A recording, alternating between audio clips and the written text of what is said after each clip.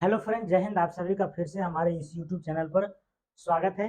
तो आज का हमारा ये बीएसएससी का जो प्रैक्टिस सेट योद्धा सीरीज चलाया जा रहा है, आज का हमारा प्रैक्टिस सेट दूसरा है।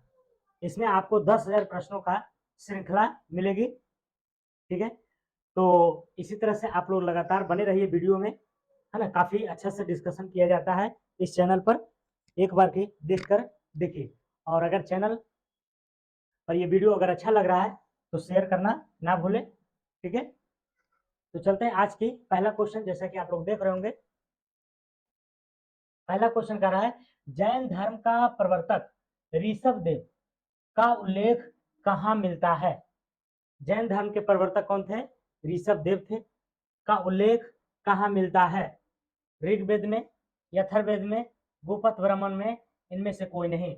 इन चारों में से आपको यह बताना है कि जैन धर्म के जो प्रवर्तक थे ऋषभ देव, उसका वर्णन किस वेद में मिलता है? किस वेद में? तो इसका जो आंसर हो जाएगा आपको ऋग्वेद में। कहाँ मिलता है? ऋग्वेद में। ऋग्वेद में मिलता है। तो चलते हैं, इसका कुछ और भी पॉइंट जानने की कोशिश करते हैं। जैसे ऋषभ देव का वर्णन ऋग्वेद में मिलता है, उसी तरह से अरष्टी नेमी, अरष्टी अरष्टी नेमी का वर्णन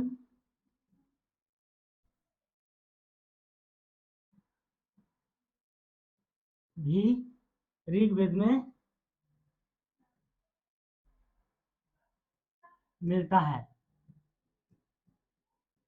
ठीक है, तो ऋग्वेद की अगर बात किया जाए तो इसमें दो व्यक्तियों का वर्णन मिलता है। पहला तो ऋषभ देव हो गया, पहला ऋषभ देव, और दूसरा अरष्टी नेमी, दूसरा अरष्टी नेमी हो गया। ऋषभ देव की अगर बात किया जाए, है ना, ऋषभ देव की अगर बात किया जाए तो इसे एक उपनाम से जानते हैं। ऋषभ देव को, ऋषभ देव को आदिनाथ के नाम से जाना जाता है। ऋषभ देव को आदिनाथ के उपनाम से जाना जाता है। ठीक है, तो ऋषभ देव को किस नाम से? आदिनाथ के नाम से भी जाना जाता है। ऋषभ देव की अगर बात किया जाए तो इसका जो प्रतीक चिन्ह था सार था। क्या था इसका जो प्रतीक चिन्ह? इसका प्रतीक चिन्ह क्या था? प्रतीक चिन्ह, प्रतीक चिन्ह जो था क्या था? तो सार था। क्या था? सार।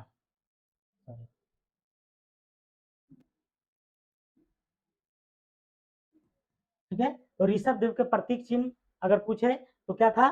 सार था। कौन था? सार था।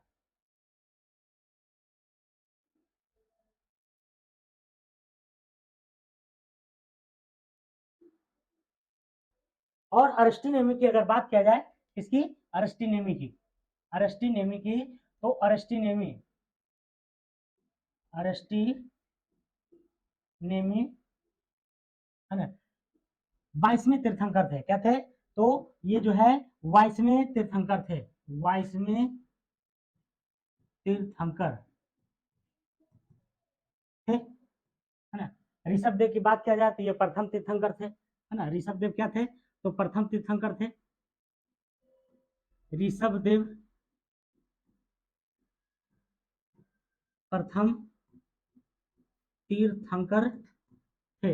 ये सभी क्वेश्चन जो है अलग अलग मोड में पूछा जाता है। ठीक है, इसलिए मैं चाहता हूं कि ये क्वेश्चन के उससे जितने भी रिलेटेड क्वेश्चन बनते हैं उसको मैं बताते चलूं, ताकि आपको आने वाले एग्जाम में कोई भी क्वेश्चन ना छूटे। ठीक है, और अरष्टी नेमी की अगर बात किया जाए तो अरष्टी नेमी का जो प्रतीक चिन्ह है, अरष्टी नेमी, अरष्टी नेमी का प्रतीक चिन्ह क्या है? तो अरष्टी नेमी का प्रतीक चिन्ह की अगर बात की जाए तो शंख है। क्या है? शंख है। ठीक है, तो ये सभी जो है पॉइंट क्या था? इससे रिलेटेड था। तो मैंने सभी को जो है पॉइंट बाय पॉइंट नोट किया है। आप लोग इसे आराम से जो है कॉपी पर नोट कर सकते हैं, और इसका पीडीएफ भी जो बोर्ड पर हम बता रहे हैं उसका बोर्ड पीडीएफ आपको Telegram channel GK GS discussion पर चला जाएगा, ठीक है। यहीं पर अगर बात किया जाए अथर्ववेद की, है ना, अथर्ववेद की, तो अथर्ववेद में क्या होता है, जादू टोना, जादू टोना का जो है विश्लेषण किया गया है इसमें। जादू टोना, जादू टोना का विश्लेषण किया गया है, विश्लेषण किया गया है, ठीक है। तो ये सभी जो है पॉइंट आपके लिए बहुत इंपॉर्टेंट है। चलते हैं अगला क्वेश्चन पर। अगला क्वेश्चन है, बुद्ध के गृह त्याग के बाद उनके गुरु का नाम क्या था, है ना। तो उनके दो गुरु हुआ करते थे, जिसमें ऑप्शन में आप देख सकते हैं, अलार कलाम और नागार्जुन, आनंद और अश घोष, सारिपुत्र और मोदगलायन, अलार कलाम और रुद्रक रामपुत्र।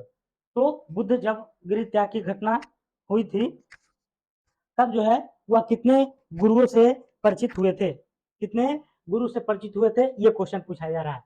तो इसका जो आंसर हो जाएगा आपको अलार कलाम और रुद्रक राम पुत्र हो जाएगा। क्या हो जाएगा, अलार कलाम और रुद्रक राम पुत्र, ठीक है। अब चलते हैं इनके पॉइंट बारे में जानते हैं। गौतम बुद्ध, गौतम बुद्ध की अगर बात किया जाए तो गौतम बुद्ध ने 29 वर्ष की अवस्था में, है ना, 29 वर्ष की अवस्था में, गृह त्याग किया, में गृह त्याग किया था, ठीक है। तो महात्मा बुद्ध ने कितने वर्ष की अवस्था में गृह त्याग किया था, 29 वर्ष की अवस्था में। और गृह त्याग के उपरांत जो है वैशाली में गए। कहाँ गए, वैशाली में। और उसी वैशाली में जो है एक गुरु मिले थे, जिसका नाम था क्या, अलार कलाम था। क्या था, अलार कलाम। गृह त्याग उपरांत, गृह त्याग उपरांत वैशाली में, वैशाली में, गृह त्याग उपरांत वैशाली में, है ना, गुरु अलार कलाम मिले, अलार कलाम मिले थे, मिले थे। और इन्होंने जो है सांख्य दर्शन का बुद्ध जी को दीक्षा दिया था। किसने, अलार कलाम ने। उसके बाद जब ये राजगीर गए, है ना, राजगीर में जब ये राजगीर गए महात्मा बुद्ध जी, तो इनको जो है रुद्रक राम पुत्र मिले, रुद्रक राम पुत्र। तो दो गुरु हो गया, एक था जो है अलार कलाम और दूसरा है आपको रुद्रक राम पुत्र, जो कि ऑप्शन में डी नंबर क्या है, बिल्कुल सही है। तो राजगीर में कौन मिले, रुद्रक राम पुत्र मिले थे, है ना, गुरु थे भी, ठीक है। महात्मा बुद्ध की अगर बचपन की बात किया जाए, बचपन का नाम, महात्मा बुद्ध की, बुद्ध के बचपन का नाम क्या था, तो सिद्धार्थ था। क्या था, सिद्धार्थ था। किनका, तो बचपन के, है ना, नाम किनका, बुद्ध जी का। बुद्ध की अगर बात किया जाए, निर्वाण ज्ञान की प्राप्ति की अगर बात किया जाए, तो बुद्ध को ज्ञान की प्राप्ति, इनको जो है ज्ञान की प्राप्ति, ज्ञान की प्राप्ति 35 वर्ष की अवस्था में, 35 वर्ष की अवस्था में,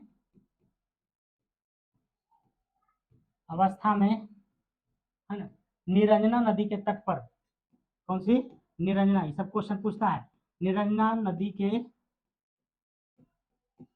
तट पर हुआ था, तट पर हुआ था, है ना। इनको ज्ञान की प्राप्ति जो है 35 वर्ष की अवस्था में, है ना, निरंजना नदी के तट पर हुआ था। कहाँ, तो पीपल वृक्ष के नीचे, पीपल वृक्ष के नीचे हुआ था।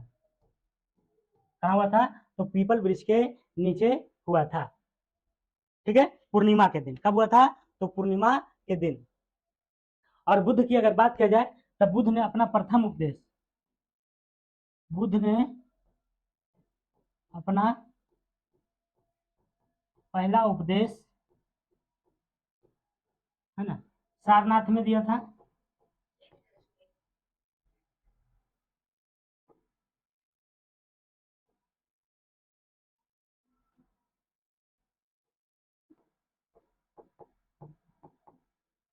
सारनाथ में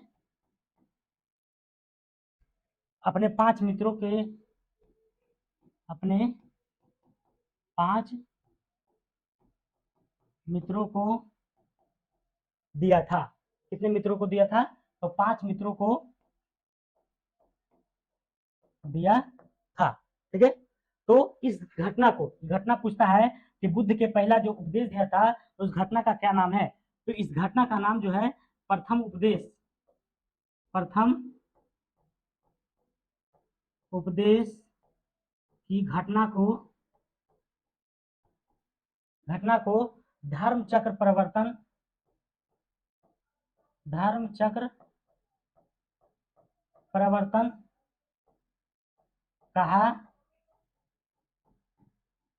कहा जाता है। ठीक है, तो ये सारी जो है आपको महात्मा बुद्ध से संबंधित ढेर सारी पॉइंट थी और ये सभी पॉइंट आपके एग्जाम के लिए लाभकारी है। अगला क्वेश्चन, अगला क्वेश्चन कह रहा है वर्साय की संधि किस वर्ष में हस्ताक्षरित हुआ था?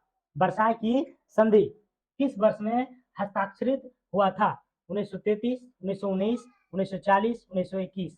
तो इसका जो आंसर हो जाएगा आपको 1919 में। कब हुआ था? 1919 में वर्साय की संधि पर हस्ताक्षरित हुआ था।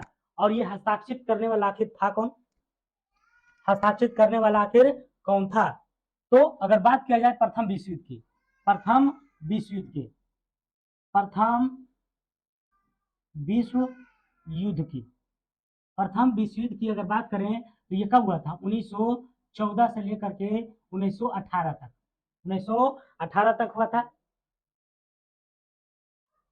इसका जो तत्कालीन कारण था, है ना, प्रथम विश्व युद्ध का तत्कालीन कारण, तत्कालीन कारण जो था आपको, तत्कालीन कारण क्या था? तो ऑस्ट्रेलिया के राजकुमार, ऑस्ट्रेलिया के राजकुमार फर्डिनेंट एवं उसकी पत्नी की हत्या, है ना, फर्डिनेंट एंड पत्नी की हत्या था, ये था इसका, है ना, तत्कालीन कारण प्रथम विश्व युद्ध का। और ये प्रथम विश्व युद्ध में जो है 2 राष्ट्र जो है भाग लिया था। कितने राष्ट्र भाग लिया था प्रथम विश्व युद्ध में? तो प्रथम विश्व युद्ध में जो है 2 राष्ट्र भाग लिया था। एक था जो है आपका मित्र राष्ट्र, दूसरी तरफ जो है धुरी राष्ट्र था। एक था, है ना, मित्र राष्ट्र, और दूसरी तरफ जो है आपका धुरी राष्ट्र था। क्या था? धुरी राष्ट्र था, है ना। तो महान महान जो हस्ती वाले थे ये जो है मित्र राष्ट्र में थे, जबकि जो है थोड़ा सा कमजोर उससे धुरी राष्ट्र में थे। इसी धुरी राष्ट्र का एक सदस्य था, है ना, जर्मनी।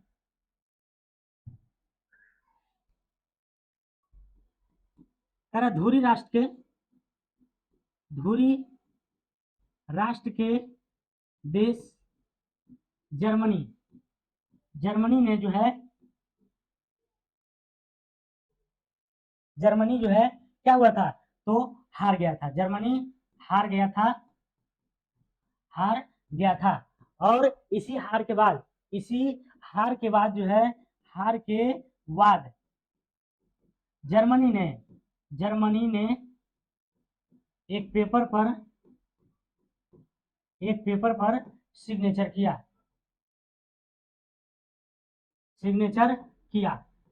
है ना। और उसी जो है जो संधि हुई थी उसी को क्या कहते हैं? तो वर्साय की संधि के नाम से जानता है ना। इसी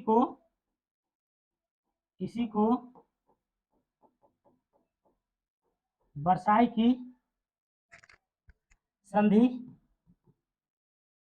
के रूप में माना जाता है। ठीक है, तो 1914 से जब 1918 में जब युद्ध समाप्त हुआ तो 19 में एक संधि हुई, उसी का नाम है वर्साय की संधि। उसी का क्या नाम है? तो वर्साय की संधि थी। ठीक है, तो ये सारी पॉइंट है। अगला क्वेश्चन, भारत में फ्रेंच कॉलोनी की राजधानी कौन सा शहर था? भारत में फ्रेंच कॉलोनी की राजधानी कौन सा शहर था? पुदुचेरी, कोचीन, पंजिम, तूतीकोरिन। तो भारत में जो फ्रेंच कॉलोनी की राजधानी थी वो आपकी कौन थी? तो पुदुचेरी। क्या थी? पुदुचेरी। भारत में फ्रेंच कॉलोनी की राजधानी कहाँ थी? तो पुदुचेरी। पुदुचेरी। पुदुचेरी को जो है अभी वर्तमान में क्या कहा जाता है? पांडिचेरी। पुदुचेरी को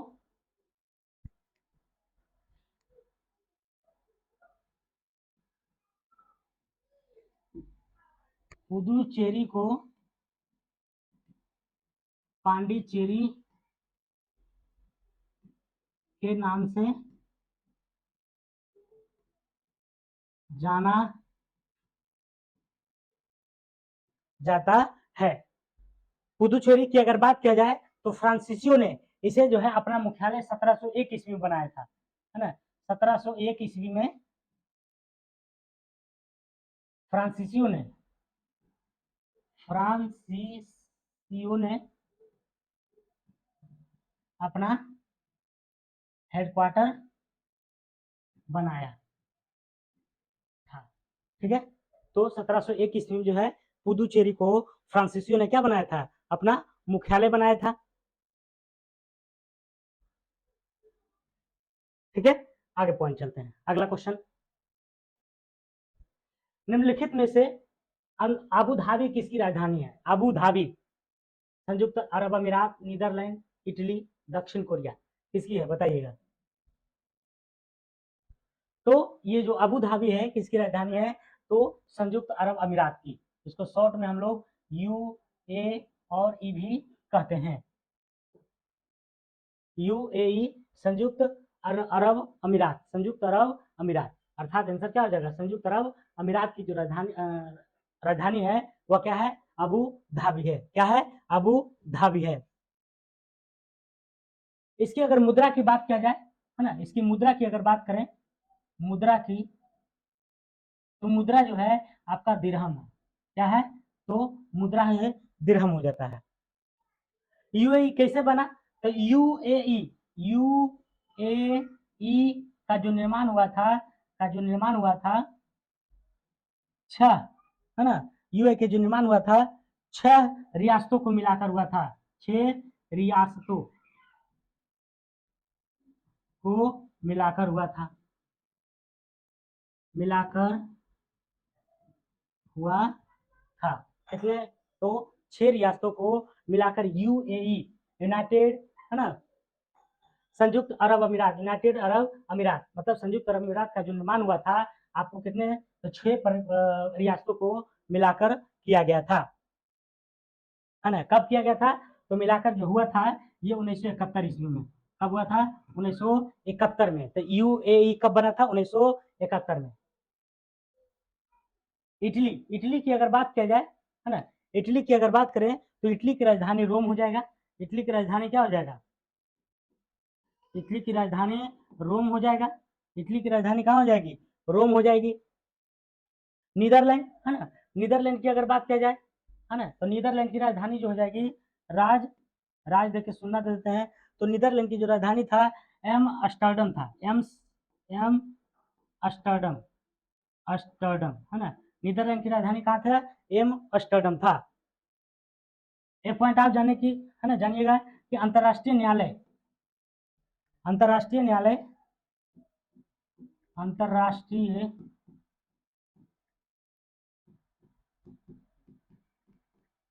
न्यायालय की स्थापना, अंतर्राष्ट्रीय न्यायालय का जो मुख्यालय है वो दहेग में है।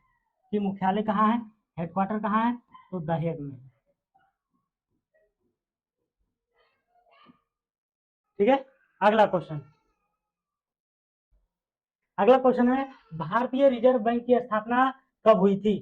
भारतीय रिजर्व बैंक जिसको हम लोग RBI कहते हैं, तो RBI की स्थापना कब हुआ था? 1942, 1947, 1932, 1935।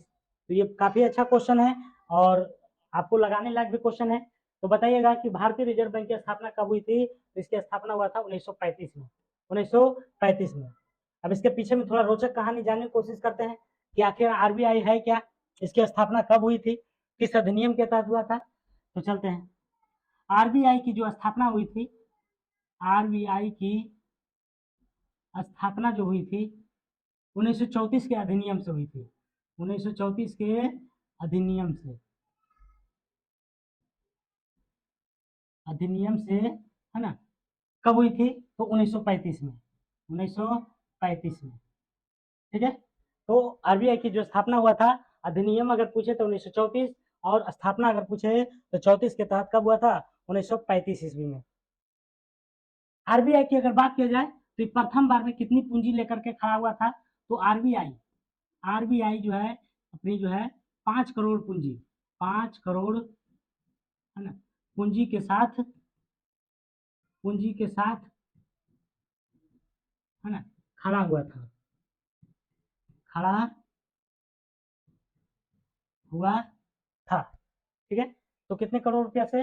5 करोड़ पूंजी से जो है आरबीआई की शुरुआत हुई थी। इसकी रजिस्ट्रेशन की अगर बात किया जाए, है ना, आरबीआई की रजिस्ट्रेशन, आरबीआई की पंजीकरण कहिए या रजिस्ट्रेशन कहिए, है ना, पंजीकरण जो हुआ था आपको 1 जनवरी, 1 जनवरी 1949 को हुआ था। कब हुआ था? 1 जनवरी 1949 को हुआ था। भारतीय रिजर्व बैंक यानी आरबीआई के मुख्यालय की अगर बात किया जाए, इसकी मुख्यालय, हेडक्वार्टर की अगर बात किया जाए तो हेडक्वार्टर जो है पहले, है ना, पहले कहाँ थी? तो कोलकाता में था, कोलकाता में था। लेकिन, है ना, पहले था। वर्तमान में अगर बात किया जाए तो वर्तमान में जो है, वर्तमान में हेडक्वार्टर इसका कहाँ है? तो इसका जो हेडक्वार्टर है मुंबई में है। कहाँ है? मुंबई में। ठीक है, तो इतनी सारी पॉइंट याद रखिएगा। इस पॉइंट में से किसी पॉइंट से आपको क्वेश्चन पूछा जा सकता है, ये नहीं कि जो ऊपर में वही पूछा जाएगा। अगला क्वेश्चन, भारतीय संविधान के किस अनुच्छेद के तहत मृत्यु दंड को माफ कर सकता है? अनुच्छेद 25, 78, 75, 72। तो मृत्यु दंड की अगर बात किया जाए, माफ करने की जो शक्ति है वह किसमें निहित है? राष्ट्रपति महोदय में। किसमें है? राष्ट्रपति महोदय में है। और वह किस अनुच्छेद के तहत जो है इस सजा को जो है माफ कर सकते हैं? तो अनुच्छेद 72 के तहत। किसके तहत? अनुच्छेद 72। मृत्यु दंड, मृत्यु दंड माफ करने की, माफ करने की शक्ति, है ना, राष्ट्रपति के पास है, राष्ट्रपति के पास है। किसके पास है जी? तो मृत्यु दंड को माफ करने की शक्ति किसके पास है? राष्ट्रपति के पास है। वो किसका, किस अनुच्छेद के तहत? अनुच्छेद 72 के तहत। अनुच्छेद 72 के तहत जो है राष्ट्रपति मृत्यु दंड को क्या कर सकता है? माफ कर सकता है। जिसमें राष्ट्रपति की क्षमादान की शक्ति भी कहलाता है ना। ये जो क्षमादान की शक्ति है ये न्यायपालिका से बिल्कुल क्या है? अलग है। मतलब न्यायपालिका से क्या है? स्वतंत्र है ना। न्यायपालिका से क्या है? तो स्वतंत्र है। एक क्वेश्चन पूछता है कि जो है उच्चतम न्यायालय परामर्श लेने का अधिकार, मतलब राष्ट्रपति को जो है उच्चतम न्यायालय से लिख देते हैं, राष्ट्रपति को, राष्ट्रपति को सुप्रीम कोर्ट, ऐसे लिख देते हैं, सुप्रीम कोर्ट से सलाह लेने का अधिकार है, लेने का अधिकार है, अधिकार है। तो ये जो अधिकार है वह किस अनुच्छेद में है? तो अनुच्छेद की अगर बात किया जाए तो कितना है? 143 है। अनुच्छेद 143 के तहत जो है राष्ट्रपति सुप्रीम कोर्ट से सलाह ले सकता है। ये जो है अनुच्छेद कितना वर्णित है? तो 143 में। और भी राष्ट्रपति की कई शक्तियां हैं, उसमें से एक शक्ति ये भी है कि किसी क्षेत्र को अनुसूचित क्षेत्र घोषित करने का अधिकार भी है ना। किसी क्षेत्र को, किसी क्षेत्र विशेष को, क्षेत्र को अनुसूचित क्षेत्र, अनुसूचित क्षेत्र विस्तार करने का शक्ति है। ठीक है, किसको? तो राष्ट्रपति को। किसको है? राष्ट्रपति को। राष्ट्रपति की अगर चुनाव की बात किया जाए तो क्वेश्चन पूछा जाता है कि राष्ट्रपति के चुनाव में कितने अनुमोदन, कितने अनुमोदक और कितने प्रस्तावक की आवश्यकता होती है?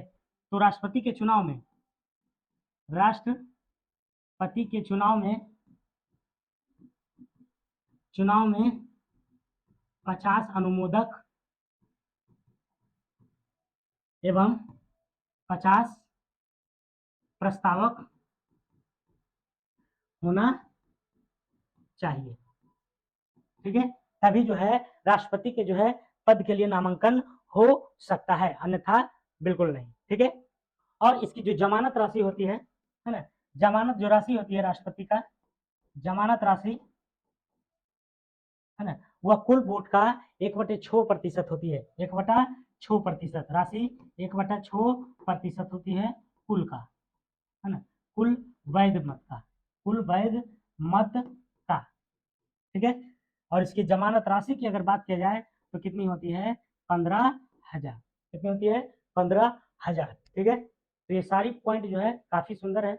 अगला क्वेश्चन, अगला है महात्मा गांधी के चंपारण सत्याग्रह के विरोध करने वाला व्यक्ति कौन था? मतलब चंपारण सत्याग्रह जो महात्मा गांधी का पहला सत्याग्रह था, तो उसमें भी एक व्यक्ति जो है उसको क्या कर दिए थे? विरोध कर दिए थे। तो विरोध कौन कर सकता है? जो उसका दुश्मन हो सकता है, दुश्मन नहीं तो फिर जो है और कुछ हो सकता है। जैसे कि अगर बात किया जाए तो महात्मा गांधी के चंपारण सत्याग्रह के विरोध करने वाला व्यक्ति कौन था? तो ये थे एनजी रंगा। एनजी रंगा, एनजी रंगा की अगर बात किया जाए तो दरअसल ये भी जो है एक छोटा मोटा किसान नेता थे। ये क्या थे? किसान नेता थे। और इसी किसानों के बीच में महात्मा गांधी आ रहे थे, तो इनको कहीं ना कहीं जो है खलबली था कि हम नेता रहते हुए भी है ना दूसरे नेता को बुलाया है, तो इन्होंने क्या कर दिया? उसका विरोध कर दिया।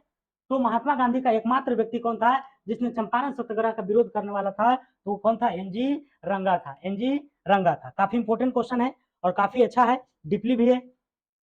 ठीक है, चंपारण सत्याग्रह की अगर बात किया जाए, चंपारण सत्याग्रह की कब हुई थी? 1917 में हुई थी। 1917 में हुआ था, है ना। किनके प्रयास से हुआ था? प्रयास अगर देखा जाए तो राजकुमार शुक्ल, राजकुमार शुक्ल के प्रयास से, शुक्ल के प्रयास से हुआ था क्या? चंपारण सत्याग्रह। तो काफी क्वेश्चन पूछता है किसके सहयोग से हुआ था? राजकुमार शुक्ल, है ना। सबसे पहले सत्याग्रह जो है महात्मा गांधी क्या था? चंपारण सत्याग्रह था। चंपारण सत्याग्रह कब हुआ था? तो 1917 में हुआ था, है ना। क्वेश्चन को जो है उलट पुलट के पूछते रहता है।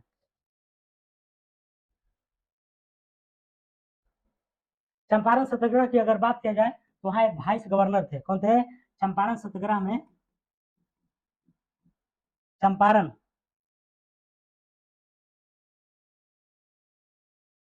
चंपारण सत्याग्रह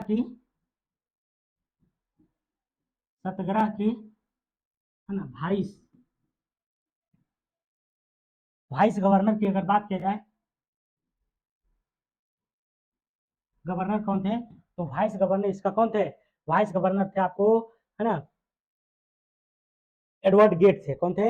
Edward Gait, Edward Gait, Edward Gait थे। ठीक है, तो चंपारण सत्याग्रह की वाइस गवर्नर कौन थे? एडवर्ड गेट थे। ठीक है, अगला क्वेश्चन, अगला क्वेश्चन से पहले कुछ और पॉइंट जानते हैं। जैसे कि 1903 ईस्वी में, 1903 ईस्वी में महात्मा गांधी ने, महात्मा गांधी ने 1903 ईस्वी में साउथ अफ्रीका में, साउथ अफ्रीका में, है ना, एक अखबार का जो है प्रकाशन किया था जिसका नाम था इंडियन ओपिनियन, है ना। साउथ अफ्रीका में इंडियन ओपिनियन का, इंडियन ओपिनियन, ओपिनियन का प्रकाशन किया था। तो क्वेश्चन पूछता है कि जो है महात्मा गांधी ने साउथ अफ्रीका में किस पत्रिका का प्रकाशन किया था? तो वो था इंडियन ओपिनियन, इंडियन ओपिनियन था। कब था? तो 1903 ईस्वी में। कब था? 1903 ईस्वी में। अगला क्वेश्चन, करा 1903 ईस्वी में दक्षिण अफ्रीका में किस अखबार का प्रकाशन हुआ था? तो देखिए अभी बताए थे, है है ना, इंडियन ओपिनियन का कब हुआ था? 1903 ईस्वी में। ठीक है, अगला क्वेश्चन, कह रहा हड़प्पा स्थल में हल का साच कहाँ से मिला? हल, जोतने वाला हल, तो हल का साच जो मिला था आपको कहाँ मिला था ये बताना है। हड़प्पा सभ्यता में हल का साच मिला था आपको कालीबंगा में। कहाँ मिला था? कालीबंगा में। ऐसे याद रखिएगा कि जब हल चलाएंगे तो सिर्फ काला काला जो है मिट्टी निकलता है, काला काला मिट्टी, तो हल चलाएंगे तो कहाँ, है ना, कालीबंगा से मिला था हल का प्रमाण। कहाँ से मिला था हल का प्रमाण? तो कालीबंगा से। कालीबंगा की अगर बात किया जाए तो कालीबंगा का अर्थ होता है, कालीबंगा का अर्थ काले रंग की चूड़ियां होता है। क्या होता है? काले रंग की चूड़ियां होता है, काले रंग की चूड़ियां होता है इसका, तो कालीबंगा का ये अर्थ होता है। कालीबंगा की अगर बात करें तो ये जो है कहाँ अवस्थित है? राजस्थान में है। कहाँ है? राजस्थान के घग्गर में स्थित है। घग्गर नदी के घग्गर, सॉरी, घग्गर, सॉरी, घग्गर नदी के तट पर है ना। कौन? तो कालीबंगा, कालीबंगा। कालीबंगा की खोज अगर पूछता है तो कालीबंगा की जो खोज किया था अमलानंद घोष ने किया था, है ना। कालीबंगा की खोज अमलानंद घोष, अमलानंद घोष ने किया था। ठीक है, तो इसका जो है 3 पॉइंट है, तीनों बहुत इंपॉर्टेंट है।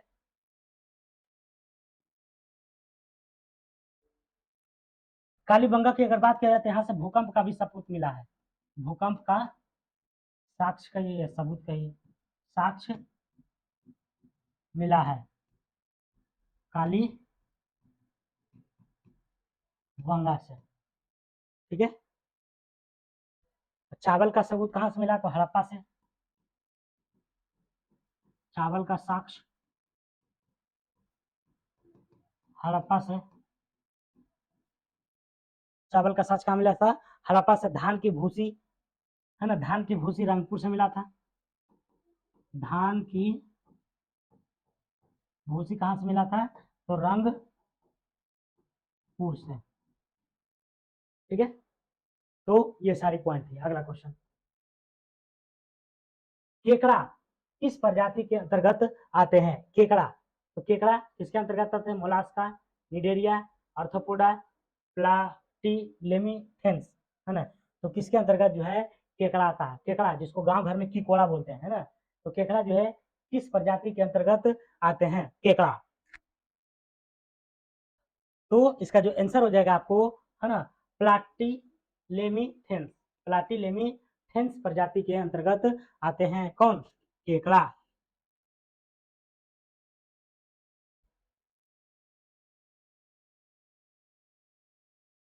केकड़ा की अगर बात किया जाए तो केकड़ा जो है अपना श्वास, केकड़ा श्वास, तो सांस बोलते हैं, है ना, किससे लेता है केकड़ा? तो केकड़ा जो है अपना श्वास जो है गिल्स से लेता है। किससे लेता है? गिल्स से, है ना, गिल्स से ये अपना सांस लेता है। अगला क्वेश्चन, कह रहा देश की पहली महिला फाइटर पायलट कौन है? फातिमा शेख, बी अम्मा, बीबी खदीजा, सानिया मिर्जा। तो देश की पहली महिला फाइटर पायलट कौन है ये पूछा जा रहा है। तो सानिया मिर्जा है। कौन है? सानिया मिर्जा। देश की पहली महिला फाइटर कौन है? सानिया मिर्जा है। कौन है? सानिया मिर्जा। अगर भारत की पहली महिला फाइटर अगर पूछे तो अवनी चतुर्वेदी है ना। भारत की पहली महिला कौन है? अवनी चतुर्वेदी है। अगला क्वेश्चन, प्रकाश बल्ब का फिलामेंट किसका होता है? कौन नहीं जानता? टंगस्टन का होता है ना। प्रकाश बल्ब का जो फिलामेंट होता है वह किसका होता है? तो टंगस्टन का होता है। टंगस्टन की अगर गलनांक की बात किया जाए, टंगस्टन की गलनांक, गलनांक कितनी होती है? तो टंगस्टन का जो गलनांक होता है 35,000 डिग्री सेंटीग्रेड, 35,000 डिग्री सेंटीग्रेड होता है। और टंगस्टन का जो प्रतीक चिन्ह होता है, इसका प्रतीक चिन्ह क्या होता है, डब्लू होता है ना, प्रतीक प्रतीक चिन्ह होता है, ठीक है। और नाइक्रोम का प्रयोग कहाँ होता है, हीटर में होता है ना, हीटर में होता है। अगला क्वेश्चन, अगला क्वेश्चन जाने से पहले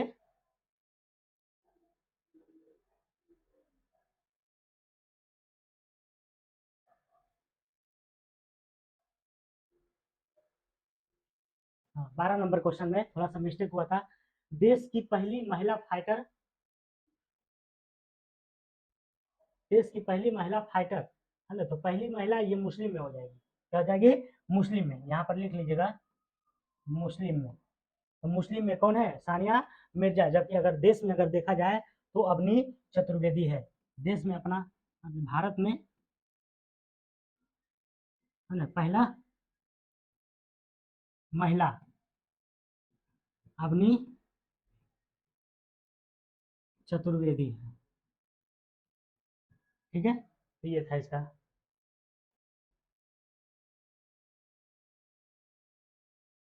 अगला क्वेश्चन चलते हैं। उकाई बांध परियोजना,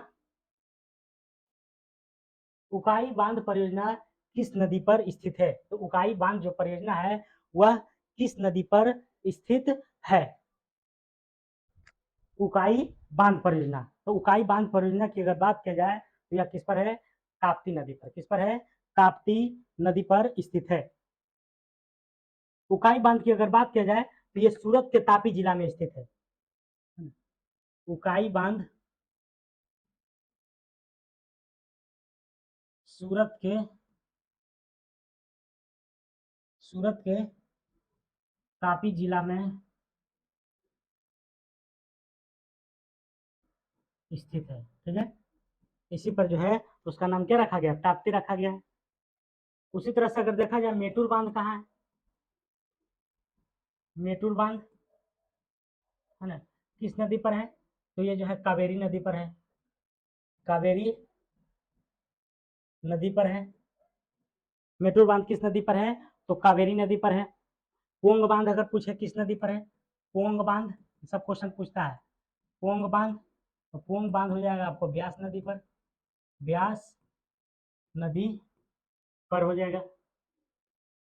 थीन बांध अगर पूछे किस नदी पर है, तो थीन बांध ये है आपको रावी नदी पर, है ना, रावी नदी पर।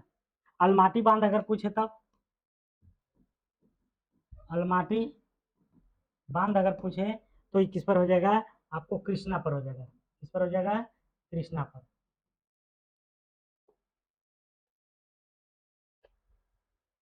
एक और पूछता है क्वेश्चन कि मध्य प्रदेश और गुजरात की जीवन रेखा कौन सी नदी कहलाती है, तो नर्मदा नदी, है ना। मध्य प्रदेश और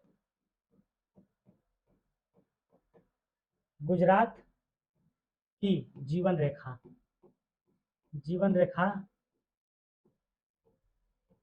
कहते हैं, किसको कहते हैं, तो ये कहा जाता है आपको नर्मदा नदी को, नर्मदा नदी को, ठीक है। अगला क्वेश्चन चलते हैं। कह रहा चोल वंश का संस्थापक किसे माना जाता है, चोल वंश का संस्थापक किसे माना जाता है, तो राजेंद्र प्रथम, राजेंद्र तृतीय, विजयालय, राजा राज, है ना। तो चोल वंश का जो है संस्थापक किसको माना जाता है, ये पूछा जा रहा है। तो इसका आंसर हो जाएगा, चोल का कौन था, विजयालय था, विजयालय था। चोल वंश के संस्थापक कौन था, विजयालय। विजयालय की अगर बात किया जाए, विजयालय, तो विजयालय ने तंजौर को जीतने के बाद,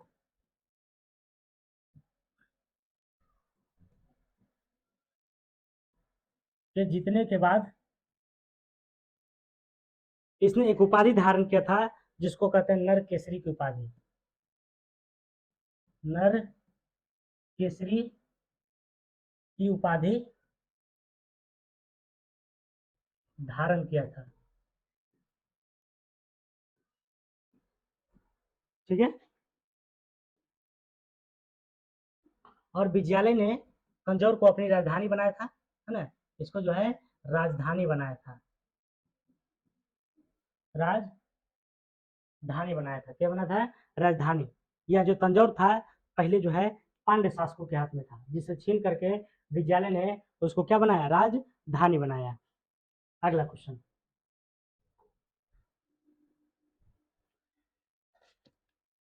अगला क्वेश्चन है, भारत के संविधान की कौन सी अनुसूची राज्यसभा के सीटों का आवंटन करता है? अनुसूची पूछा जा रहा है ना। तो राज्यसभा की सीटों की अगर बात किया जाए तो ये जो है चौथी अनुसूची उसका क्या करता है? आवंटन करता है, बंटवारा करता है। क्या करता है? बंटवारा करता है। भारत के संविधान की कौन सी अनुसूची राज्यसभा की सीटों का आवंटन करता है? तो चौथी अनुसूची। कौन सी अनुसूची? चौथी अनुसूची जो है इसको क्या करता है? बंटवारा करता है। अगर अनुसूची की बात किया जाए, है ना, अनुसूची की अगर बात किया जाए तो मूल संविधान में, है ना, मूल संविधान में, मूल संविधान में कुल 8 अनुसूची था। 8 अनुसूची, अनुसूची था, है ना। जबकि वर्तमान में कुल कितने अनुसूची हैं? वर्तमान में 12 अनुसूची है। कितना है? 12 गो अनुसूची है। 8 में जो है 4 गो जुड़ गया, है ना। 9, 10, 11 और 12। 9, 10, 11 और 12।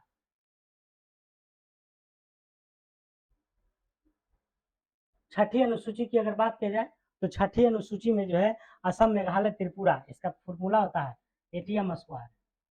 असम, मेघालय, त्रिपुरा और मिजोरम, है ना, ये सभी जो है चारों राज्यों को जनजातीय क्षेत्रों के प्रशासन से संबंधित है ना।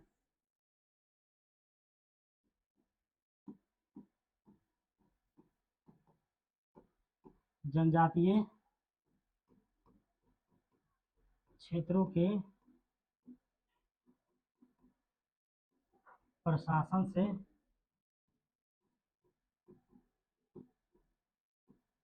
संबंधित है ना। कौन कौन? तो ए से असम, टी से त्रिपुरा, एम से मेघालय और एम से मिजोरम। एटीएम स्क्वायर हो जाएगा। इसी में अगर 8वीं अनुसूची की बात किया जाए तो 8वीं अनुसूची में जो है भाषा से संबंधित है ना। किसे है? भाषा से संबंधित है। ठीक है। 8वीं किसे है? तो भाषा से संबंधित है। अगला चलते हैं। भारतीय संविधान का अनुच्छेद 51 ए संबंधित है संपत्ति के अधिकार, मूल कर्तव्य, राज्य के नीति निषेध तत्व, मौलिक अधिकार से। तो इसका जो है आंसर आप लोग कमेंट कीजिए। ठीक है। इसका जो आंसर हो जाएगा आपको मूल कर्तव्य से। क्या हो जाएगा? मूल कर्तव्य। अनुच्छेद कितना में है? 51 के ए में। और अगर अनुच्छेद पूछे तो 4 के ए में है। 4, सॉरी, अनुच्छेद तो 51 के ए में है, लेकिन अगर भाग अगर पूछे तो 4 के 1 में हो जाएगा, है ना। भाग कितना हो जाएगा? 4 के ए में। ठीक है। और अनुच्छेद हो जाएगा आपको 51 ए। अनुच्छेद 51 के ए में हो जाएगा।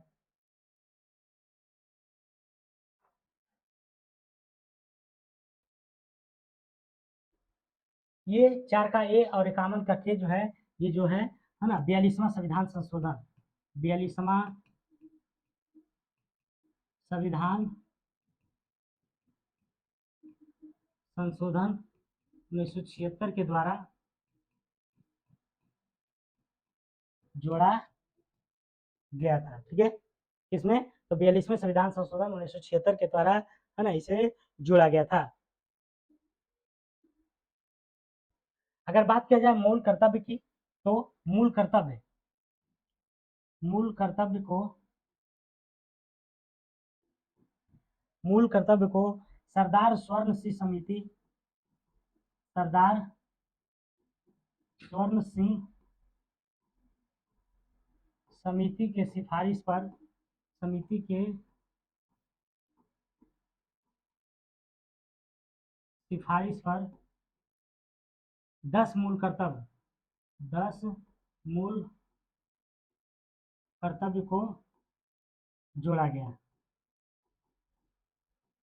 है ना। तो क्वेश्चन पूछता है कि जो है मौलिक कर्तव्य किसकी समिति के सिफारिश पर जोड़ा गया था, तो ये आपको सरदार स्वर्ण सिंह समिति के सिफारिश पर जोड़ा गया था। अगर 11वां की बात किया जाए, टोटल मूल कर्तव्य जो है कितना, 11 है। तो 11वां की अगर बात किया जाए तो इसे 86वां संविधान संशोधन, संविधान संशोधन 86वां संविधान संशोधन 2002 के तहत है ना, के तहत जो है 11वें मूल कर्तव्य को जोड़ा गया है, जिसमें कहा गया है कि के तहत 6 से 14 वर्ष के बच्चों को है ना, 6 से 14 वर्षीय बच्चों को, बच्चों को शिक्षण संस्थान में, शिक्षण संस्थान में, संस्थान में, शिक्षण संस्थान में है ना निःशुल्क शिक्षा का प्रावधान किया गया है। निःशुल्क शिक्षा का प्रावधान किया गया है।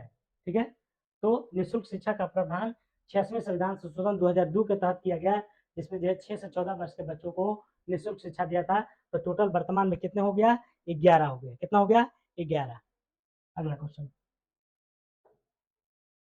कैडमियम प्रदूषण का संबंध किस रोग से है, रक्त अल्पता, इटाई टाई, मिनीमाता, मलेरिया।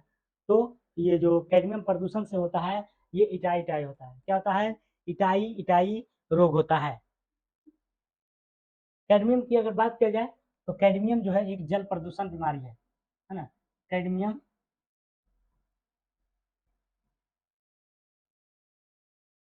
जल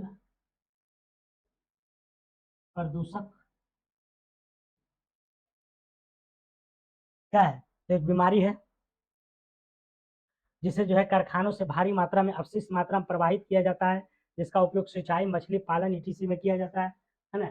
कैडमियम एक जल प्रदूषण कैसे होता है, तो बड़े बड़े कल कारखानों से जो कचरा फेंका जाता है और वह कचरा समुद्र में आता है, और उसी समुद्र के पानी से है ना सिंचाई होती है। क्या होती है, सिंचाई। और उसी सिंचाई के माध्यम से हमारा जो अनाज है हमारे पेट में जाता है, और उसी से जो है कैडमियम होता है। और कैडमियम की अधिकता से क्या हो जाता है, इटाई इटाई इटाई इटाई हो जाता है। मिनी माता की अगर बात किया जाए है ना, तो पारा की अधिकता से, सॉरी, मिनी माता जो होता है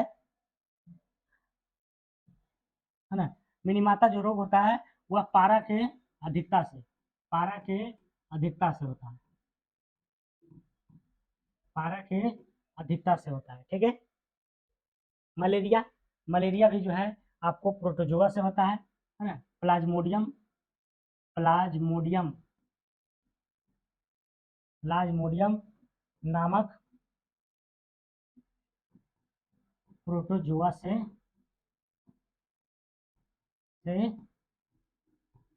होता है।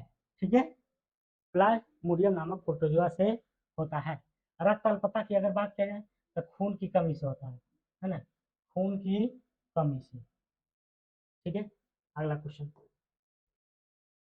मानव द्वारा बनाया गया उपग्रह किस मंडल में स्थापित किया जाता है। मानव द्वारा जो बनाया जाता है उपग्रह सैटेलाइट, उसको किस मंडल में रखा जाता है, ये पूछा जा रहा है। मध्य मंडल, संताप मंडल, क्षोभ मंडल, वायुमंडल। तो इसको जो रखा जाता है आपको वायुमंडल में। कहाँ रखा जाता है, वायुमंडल में। कहाँ रखा जाता है, वायुमंडल में।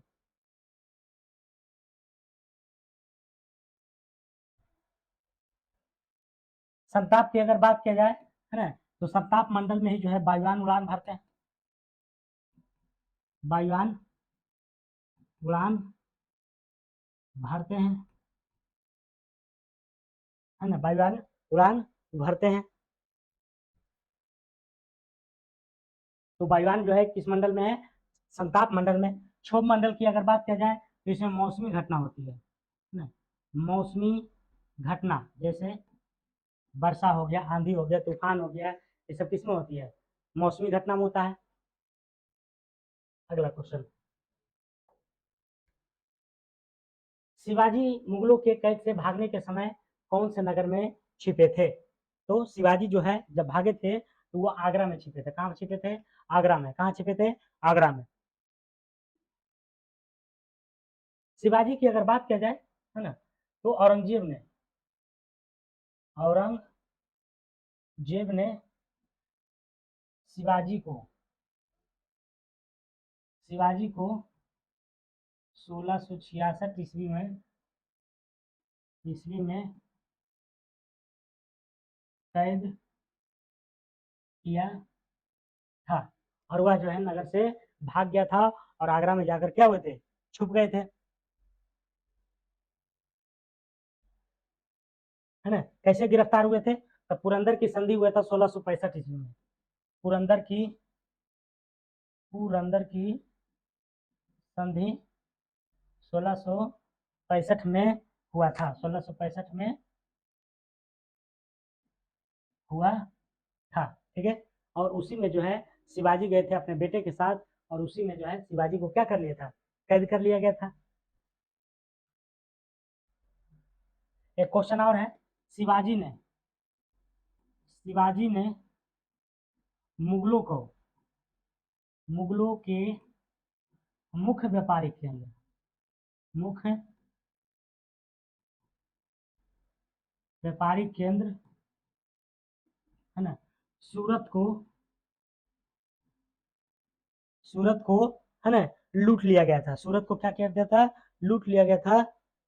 दो बार लूटा था, है ना, सूरत को दो बार लूटा था। एक तो पहला 1664 ईस्वी में, है ना, और दूसरा की अगर बात किया जाए तो 1670 ईस्वी में, 1670 में, ठीक है। तो ये काफी इंपॉर्टेंट क्वेश्चन था। अगला क्वेश्चन, निम्नलिखित में से कौन भारत का सर्वोच्च बांध है। सर्वोच्च बांध की अगर बात किया जाए तो सर्वोच्च बांध जो है कौन सी हो जाएगी, आपको टिहरी बांध हो जाएगी। टिहरी बांध जो कि उत्तराखंड में है। कहाँ है, उत्तराखंड में। टिहरी बांध कहाँ है, उत्तराखंड में। टिहरी बांध की अगर बात किया जाए तो भागीरथी और भिलांगना नदी के संगम पर स्थित है टिहरी बांध। टिहरी बांध टिहरी बांध जो है कहाँ है, तो भागीरथी और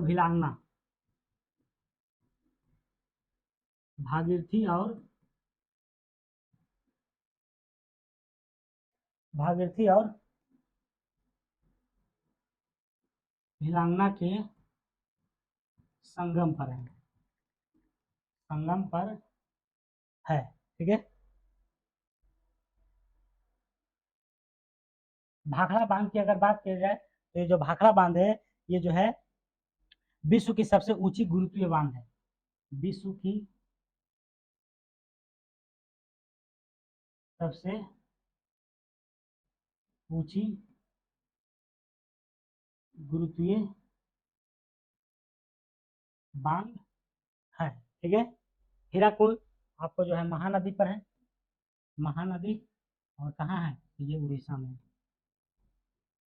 कहाँ है, उड़ीसा में है। सरदार सरोवर की अगर बात की जाती है ये जो है गुजरात में है ना। कहाँ है, गुजरात में है, और ये जो है नर्मदा नदी के तट पर है, नर्मदा के तट पर। अगला क्वेश्चन, प्रथम कांग्रेस ओलंपिक का आयोजन वर्ष 1894 ईस्वी में कहाँ हुआ था, पहला बात, है ना। तो ये जो हुआ था आपको कहाँ हुआ था ये पूछा जा रहा है। तो ये हुआ था आपको पेरिस में। कहाँ हुआ था, पेरिस में हुआ था। प्रथम कांग्रेस ओलंपिक का आयोजन वर्ष 1894 ईस्वी में कहाँ हुआ था, तो ये आपको पेरिस में हुआ था। प्रथम ओलंपिक खेल का आयोजन की अगर बात किया जाए है ना, तो एथेंस में हुआ था। कहाँ हुआ था, एथेंस में।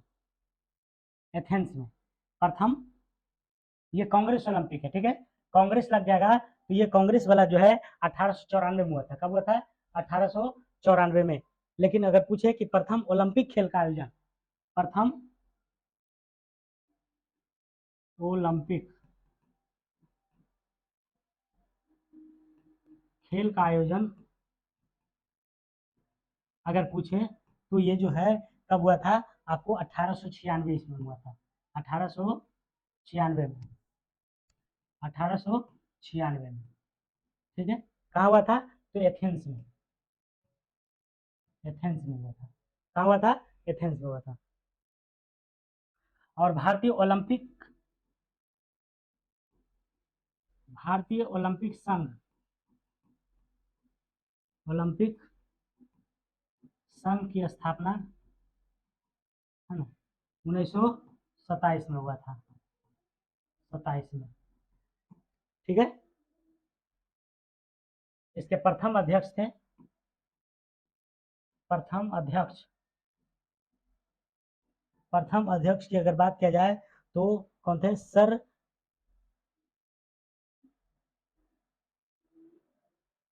डोराबाजी टाटा थे ना, सर डोराबाजी है ना, सर टाटा थे, शॉर्टकट में लिखते हैं। अगला क्वेश्चन, जापान संयुक्त राष्ट्र संघ की सदस्यता कब ग्रहण किया था, जापान, तो ये 1956 में, कब किया था, 1956 में, 1956 ईस्वी में। संयुक्त राष्ट्र संघ की स्थापना की अगर बात किया जाए, संयुक्त राष्ट्र संघ जिसको यूएनओ बोलते हैं, राष्ट्र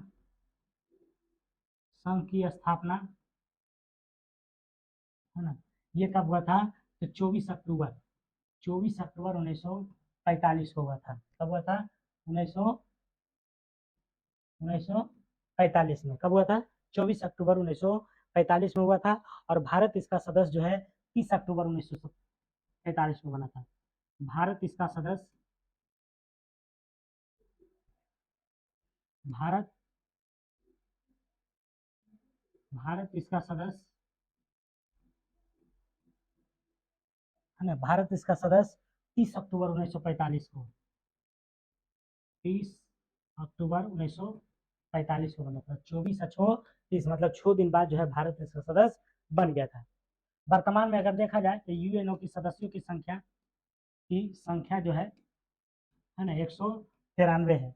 और 193वां सदस्य जो है, 193वां सदस्य कौन है, तो दक्षिणी सूडान है, दक्षिणी सूडान है, ठीक है। अगला क्वेश्चन, 44वां संविधान संशोधन 1978 में किस अनुच्छेद को प्रभावित किया गया है, किस अनुच्छेद को प्रभावित किया गया है, तो ये जो 44वां संविधान संशोधन है, 44वां संशोधन ये 1978 में हुआ था, 1978 में हुआ था। कब हुआ था, 44वां संविधान संशोधन तो 1978 में हुआ था, ठीक है।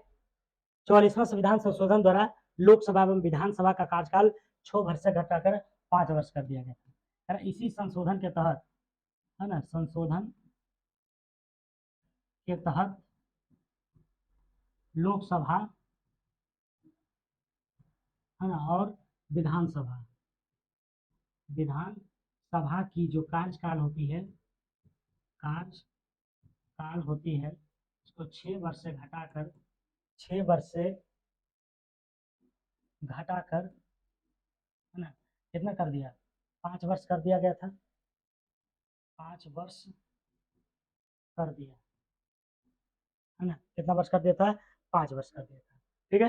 तो आज के लिए इतना ही दोस्तों, आपको क्लास कैसा लग रहा है जरूर बताइएगा, कमेंट कीजिएगा, ताकि हमको भी पॉजिटिव थिंकिंग हो और आपके लिए और भी कुछ कर सकें, ठीक है।